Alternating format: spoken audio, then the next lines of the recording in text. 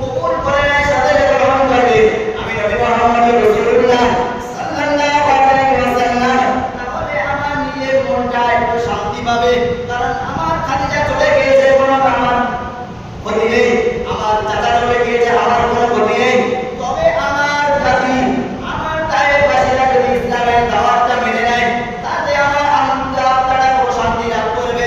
ওই সময় প্রিয় নবী মুহাম্মদ রাসূলুল্লাহ সাল্লাল্লাহু আলাইহি ওয়াসাল্লাম ইসলামের দাওয়াত দেওয়ার জন্য তিনি দায়ের বাসীর কাছে চলে গেলেন।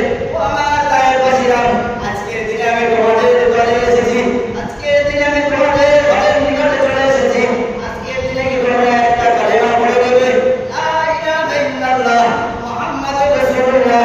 এই কোনো মাবুদ আল্লাহ ছাড়া, এই কোনো প্রভু আল্লাহ ছাড়া, এই কোনো স্রষ্টা আল্লাহ ছাড়া, আমি নবী মুহাম্মাদুর রাসূলুল্লাহ সাল্লাল্লাহু আলাইহি ওয়াসাল্লাম আল্লাহ পাকের নবী বলছি, আজকের দিনে যদি তোমরা এটা স্বীকার করে নাও, তাহলে তোমাদের জন্য ইহকাল এবং পরকালে শান্তি রয়েছে। রাসূল দাওয়াত দিয়েছে, কিন্তু কাফেররা মানে।